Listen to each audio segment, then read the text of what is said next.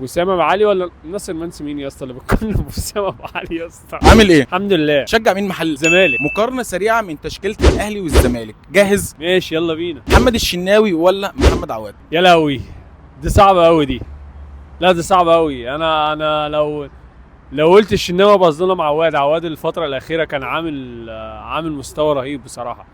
بص لو هالمستوى الفتره اللي فاتت الست شهور او 3 شهور اللي فاتوا عواد بصراحه. بس الشناوي محدش يختلف عليه طبعا، الشناوي حارس كبير، بس لا انا اختار عواد بامانه يعني. اكرم توفيق ولا عمر جابر؟ الاثنين مفيش فرق بينهم، ده بشكل مبدئي الاثنين كورتهم واحده يعتبر. بس انا اختار اكرم. المسلوسي ولا رامي ربيعه؟ المسلوسي ولا رامي؟ المقارنه ظالمه قوي بصراحه يعني. المسلوسي برضو الفتره الاخيره بصراحه عامل، راجل كان باك يمين جبناه من الباك اليمين حطيناه سيرد باك، فالمقارنه صعبه. ورامي ربيعه بسم الله ما شاء الله فورمه جامده قوي. فيعني الاثنين هيبقوا مظلومين. انا اخترت رامي، المسلوسي هيتظلم، فاحنا ممكن نقوت السؤال ده الاثنين يعني. بصراحه انا من وجهه نظري الاثنين. طب حسام عبد المجيد ولا ياسر ابراهيم؟ يعني برضو الاثنين كويسين.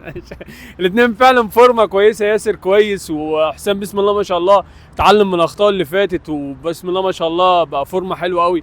بس انا هقول لك المستقبل حسام، يعني انا اختار حسام عبد المجيد. بنتايك ولا يحيى عطية الله؟ لا يعني احنا انت تقدر تسال نفسك السؤال ده، بنتايج ولا يحيى عطية الله؟ بصراحه الاثنين. لا بصراحه عشان انت اهلاوي فهتقول الاثنين. انا بصراحه بالنسبه لي بنتايج. الراجل ده جاي من بعيد قوي ولعب ماتشين سوبر، وتحس ان هو ايه يا جماعه انتوا بتلعبوا ايه؟ ده ماتشات عاديه فاهم، مش ماتشات تحت ضغط وجماهير وبتاع. لا الراجل فورمته حلوه قوي وبان في السوبر لا حلو. فبنتايج بصراحه يعني. يحيى كان بيلعب، بنتايج جاي من بعيد، فان هو يعمل المستوى ده لا يحيى. بنتايج قصدي. دونجا ولا مروان عطيه؟ الاثنين كورتهم حلوه بس انا هختار مروان عشان انا بحب كورته اكتر من دونجا. كوكا ولا ناصر ماهر؟ يا نهار ابيض على دي مقارنه. الاثنين صعبوا برضه قوي. لو اخترت كوكا هظلم ناصر عشان ناصر يعني فورمه دلوقتي احسن من امام عاشور نفسه، يعني بعد احترامي لامام عاشور احسن من امام عاشور نفسه كناصر يعني. بس يعني وكوكا طبعا مستقبل، الراجل في المكان ده عالي قوي.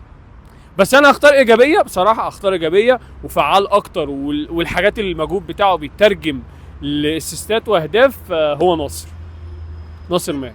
امام عاشور ولا عبد الله السعيد؟ برضه نفس المقارنه الصعبه. انت بتتكلم في راجل عنده 40 سنه وبيدي في الملعب زي واحد عنده 20 سنه وممكن اصغر كمان، وواحد مستواه كويس وفورمه وبيجيب والكلام ده كله. بس برضه هرجع واقول لك لو هختار بالفنيات والخبره، فبصراحه عبد الله وكايجابيه. برضه عبد الله تحس في الملعب ما عندوش 40 سنه يعني. انت برضه عبد الله تحس في الملعب عنده 40 سنه. بصراحه لا يعني 38 سنه مثلا. حسين الشحات ولا مصطفى شلبي؟ حسين الشحات ولا مصطفى شلبي؟ حسين الشحات طبعا. مصطفى شلبي كويس بس حسين الشحات فعال. طاهر ولا زيزو؟ بص انت لو قارنت اي حد مع زيزو قبل طاهر هقول لك زيزو احسن لاعب في مصر. حلو. بس طاهر بسم الله ما شاء الله مؤخرا الراجل كان بيدي كتير قوي، الحاجات دي كان ما بترجمش الاجوان والاسيستات، فبدا الدنيا ربنا يوفقه وبدا يشتغل على نفسه والموضوع بدا يظهر. وحتى الجون بتاع المنتخب الاخير ده خد ودخل جوه وشمعه وقصه جميله يعني.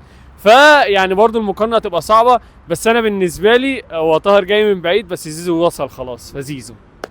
وسام ابو علي ولا ناصر منسي؟ انت بتضحك ليه دلوقتي؟ طيب انت بتضحك ليه؟ هقول لك على حاجه. وسام ابو علي كده لا يختلف عليه، هو الراجل بسم الله ما شاء الله. وناصر يمكن الدنيا كانت معاه والكره يعني خلينا متفقين ان ناصر مش هيجي في وسام حاجه كتوتال يعني. بس هو برضه راجل بيتعب وبيجتهد وبيشتغل والكلام ده كله، فيعني الدنيا بدأت تندع معاه. بس برضه هرجع اقول لك هو مش هيوصل برضه لوسام، لانه وسام خلاص راجل متمرس والدنيا بالنسبه له اسهل بكتير.